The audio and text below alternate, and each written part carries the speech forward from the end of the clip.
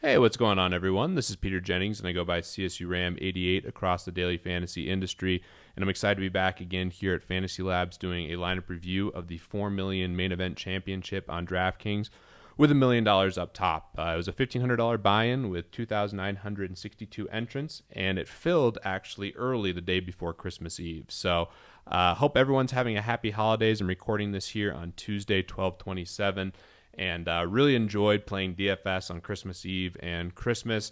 My family actually was very supportive, and I didn't have as much guilt as I've had in the past playing DFS on the holidays. So hope everyone, again, is enjoying the holiday season, and it certainly is going to be interesting to look back at this event. I put in 50 entrants for $75,000 and returned 10,500. So don't have to be a math major to know that's a really bad ROI. Definitely my worst GPP week of the year, but feel relatively good about my process and was just a little unlucky with some injuries and went different direction on some of the plays that really were key to winning this tournament or placing well. So I'll review a couple of my lineups and then look at the top lineups with some of the big names doing really well, including Under Jones taking down this tournament, which is a really, really great win for one of the best guys in the industry who's also just a phenomenal person. So taking a look here at my best team, which finished 236th place. Definitely not a good finish, barely squeaking into the top 10%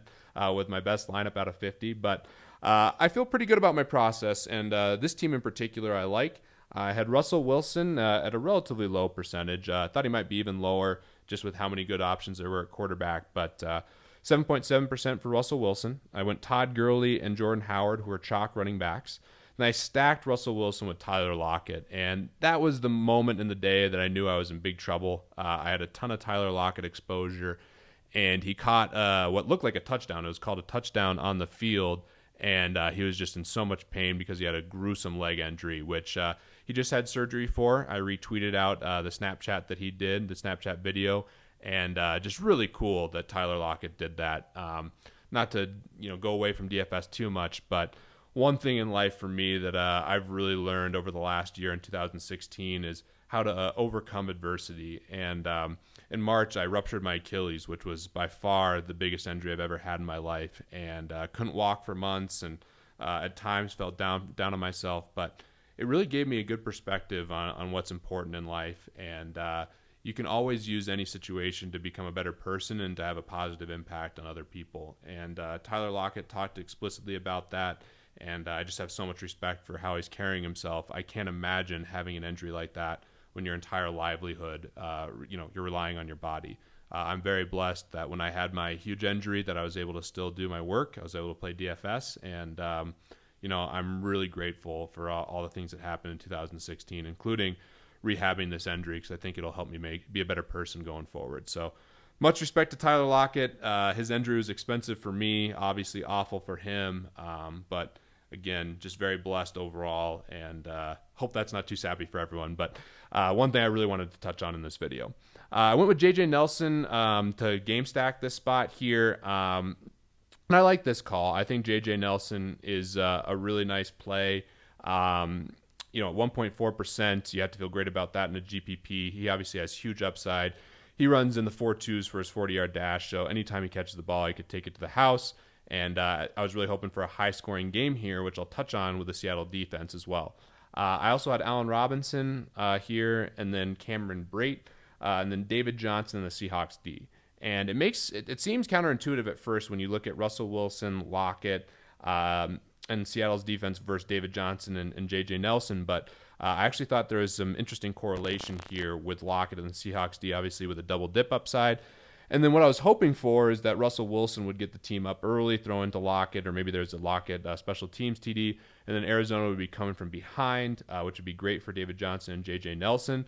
And even though the Seahawks would give up points in this scenario if these guys went off, there'd still be a lot of opportunity to rush the passer, which is really what you're looking for. You're looking for sacks and opportunities to get turnovers with your defense, and that's why I went with the Seattle Seahawks defense here, even with David Johnson and J.J. Nelson on the same roster. So that was my best team, and as we scroll through these teams, you see a lot of bad teams, including my worst one. So I went with Drew Brees, Todd Gurley, Bilal Powell, who I loved. I had a ton of him. He also busted. Brandon Cooks, Amari Cooper, who I had a ton of, and he came in at a really high ownership.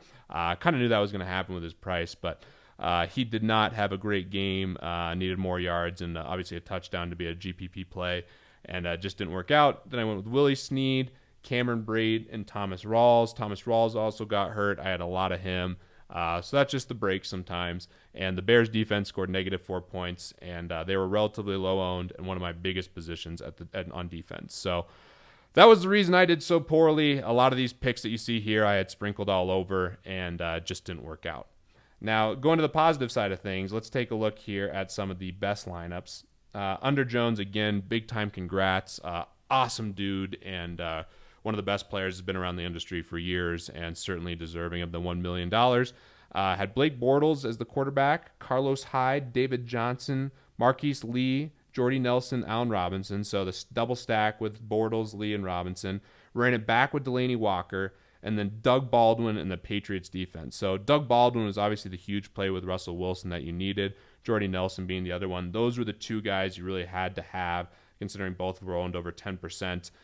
To win this thing, especially if you wanted to place in the top 10, and a really great lineup overall here. So congrats to Under Jones. We'll also take a look here at Chipotle Addict's best team: Aaron Rodgers, Mark Ingram, DeMarco Murray, Devontae Adams, Doug Baldwin, Jordy Nelson, Kyle Rudolph, LaFell, and the Redskins D.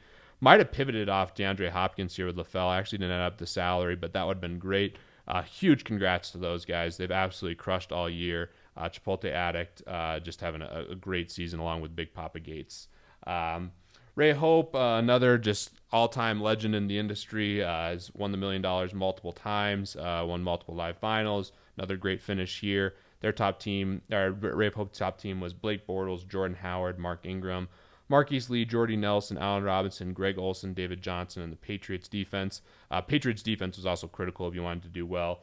At 26% owned with 17 points, they were on a ton of the good rosters. So you can see here, Chipotle Addict, Ray Hope peppered the top 10. Under Jones took it down, and a lot of really good finishes here overall. So hope everyone had a nice Merry Christmas, Christmas Eve. Again, hope everyone else is enjoying the holidays.